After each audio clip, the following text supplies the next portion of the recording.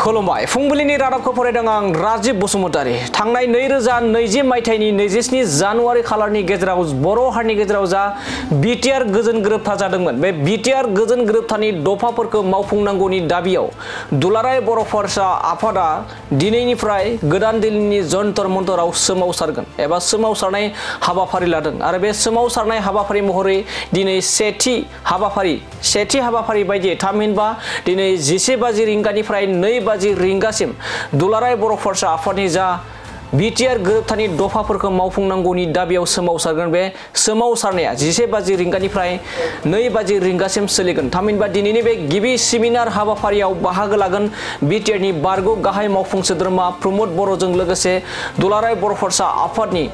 आफादगिरि दिपेन बर' लोगोसे दुलाराय बर' फरायसा आफादनि गासै 700निफ्राय 800 मावथिफोरा दिनैनि बे गोदान दिल्लीनि जन्तर मन्तराव सोमावसारनायाव एबा सेमिनार हाबाफारियाव बाहागो लागोन। बिथांमोनजों लोगोसे गुबुन रायजोनि जेरै मेघालय त्रिपुरानि दैदेनगिरि जा काउन्सिलफोरनि दैदेनगिरिफोर बिथांमोनाबो दिनैनि बे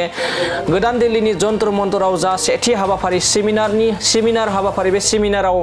बाहागो लागोनखौ बे समाव मिथिना मोननाय जादों। आरो सोमावसारनायनि एबा दिनैनि बे सेमिनार जिरायनायनि गुबै थांखिफोरानो जाहैबाय 125th एमेन्डमेन्ट बिलजों लोगोसे आर्टिकल 280 नि बाथ्राखौबो गोख्रोङै सावरायगोन दिनैनि बे दुलाराय बर' फरायसा आफादनि सेमिनार जिरायनायाव। लोगोसे दिनै सेमिनार जिरायखांनायनि उनाव गाबोन आरोबाव गोख्रों सोमावसारगोन गोदान दिल्लीनि जन्तर मन्तराव। थामहिनबा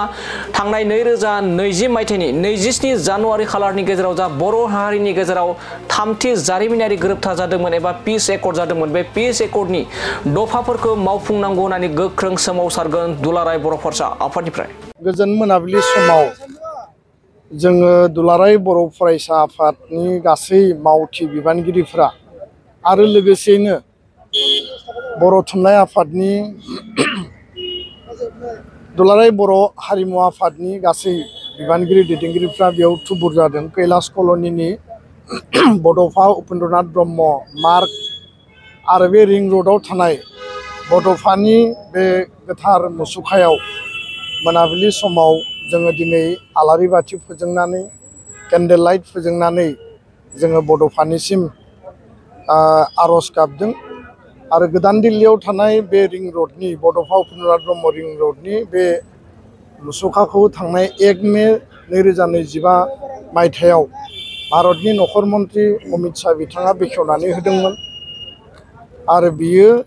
दुलाराय बर' माहारिनि दाबि आरो दुलाराय बर' फरायसा आफादनि दाबिमोन। जों बयबो मिथिगौ जे गाबोन 20 नभेम्बर आरो समफोर 21 नभेम्बर दुलाराय बर' फरायसा आफादा बर' गोजोन गोरोबथानि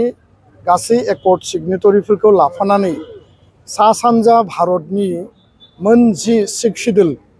आसाम मेघालय मिज'राम आरो त्रिपुरा गासै 10टा सिडुलनि दैदेनगिरि लिडार्स रिप्रेजेन्टेटिभ आरो स्टेक हल्डारखौ जों हांख्रायदों। गुबै आयदाया जाहैबाय जे आर्टिकल 280 जेराव डाइरेक्ट फाइनेन्सनि बाथ्रा दङ, फाइनेन्स कमिसननि बाथ्रा दङ, 6 सिडुलखौ मोर फाइनेन्सियेल रिसोर्स आरो लोगोसे एडमिनिस्ट्रेटिभ जे पावार्सखौ बारायनांगौ। आथिखालनि बिटिसि बिटिआरजों लोगोसे गासै सा सानजा भारतनि 10टा सिडुलनि मोर अट'नमिनि जि बाथ्रा दङ आरो 125 जि एमेन्डमेन्ट 2019आव राज्य सभायाव पार्लियामेन्टआव जि प्लेस जादोंमोन बेखौ आखरे इमप्लिमेन्ट खालामनांगौ, एमेन्डमेन्ट खालामनांगौ आरो फैबाय थानाय विन्टार सेसनाव बे बिलखौ लाबोनानै 10टा सिडुलनो मोर अट'नमि होनायनि जि बाथ्रा बेखौ मावफुंनांगौ। 2020 सनाव जानाय जि सुक्ति दङ बे सुक्तिनि गासै दफाफोर 125 एमेन्डमेन्टजों लोगोसे समस्ति बारायनाय आरो जोंनि सिमा बारायनाय गहपुरसिम बड'लेण्डनि बिटिसि बिटिआरनि बेलायाव बर' कसारि वेलफेयार अट'नमास काउन्सिलनि फुल फ्लेजेड स्टेटास, कार्बि आंलंनि एसटि हिलनि जे बर'फोरनि एसटि हिलनि स्टेटासनि बाथ्रा, स्कुल प्रभिन्सियेलाइजेसन गासै जिखिनि जोंनि दाबि दङमोन बे दाबिफोरखौ मोगथाङाव मावफुंनांगौनि थाखाय जोङो साननैनि हाबाफारि लादों। आरो गाबोन कन्स्टिटिउसन क्लाबाव साननि 11टा बाजिनिफ्राय बेयाव नेशनेल लेभेल सेमिनार जागोन। गोबां बेयाव रिनन जायफोर सिक्स शेड्यूलनि सायाव एक्सपार्टिस बिथांमोना फैगोन आरो सिक्स शेड्यूल काउन्सिलनि रिप्रेजेन्टेटिभ स्टेक हल्डारा फैगोन 21 नभेम्बराव जन्तर मन्तराव 3 घन्टिया धरना लानाय जादों आरो बे धरनानि गेजेरजों भारत सरकारखौ जों नारसिनगोन जाहाथे भारत सरकारा 5 बोसोराव जायफोर एकर्डआ इमप्लिमेन्ट खालामनो आद्रा थाबाय बे आद्रा थानाय बर' एकर्डनि मोनफ्रोमबो दफाखौ जाहाथे आखरे आखरे मावफुङो दा बे खोथाखौनो लानानै जोङो बे हाबाफारिखौ लादों आरो बिनि सिगां बड'फानि गोथार बे मुसुखायाव बिबार बावनानै बड'फानि सोरगोआरि जिउमानि आलो गोजोननि थाखाय जों इसोरनाव आर'ज गाबदों आरो बड'फाया जिहेतु हारिनि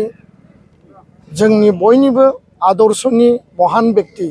बिथांनि थुलुंगानाय बिथांनि आशीर्बाद बिथांनि बोर सारस्रिनायजों बर' हारि दानायनि जे खामानिफोर आद्रा सिमांफोर आरो गेरेमसा माहारि दानायनि जिखिनि हाबाफारिफोर मोगथाङाव जों जाफुंहोनो हानांगौनि थाखाय आरो जाफुंहोनांगौनि थाखाय दिनै जों गोदान दिल्लीयाव थानाय बे बड'फानि मुसुखायाव जों बयबो बिबार बावफैदों खारन बिथांखौ जोङो जेब्लायबो जोथोन लानांगोन आरो बिथांनि बुंलांनाय मोनफ्रोमबो खोथाखौ जों आखरे आखरे मावनांगोन दा बेखायनो दुलाराय बर' फरायसा आफाद बर' थुनलाइ आफादनि नाजानायाव जोङो राजघाटनि गान्धी हिन्दुस्तानी साहित्य सभाजों जयै बड' स्टाडि सेन्टार जों बानायबाय आरो भारत सरकारखौ नारसिननानै बड'फा उपेन्द्रनाथ ब्रह्म मार्ग आरो बे रिं र'डआव बिथांनि स्टेचु गायसननाया बर' हारिनि मोनसे माइल खुन्थिया आरो बेयो नेशनेल लेभेल इन्टारनेशनेल लेभेलनि मोनसे जोंनि हारिखौ जौगाहोनायनि मोनसे स्टेप होननानै आं बुंनो सानो आरो बे समाव जोङो बयबो हारि दानायनि थाखाय खौसे आवगायलांगोन खौसे जोङो हारिनि सार्थनि थाखाय खामानि मावगोन आरो दिनै बड'फानि बे मुसुखानि गाहायाव जों गसंनानै जों समायखिरा लायो हारि दानायनि थाखाय माहारिबादनि थाखाय हारिनि सार्थनि थाखाय दुलाराय बर' फरायसा आफादा थै सतांस' खामानि मावलांगोन गोजोन्थों।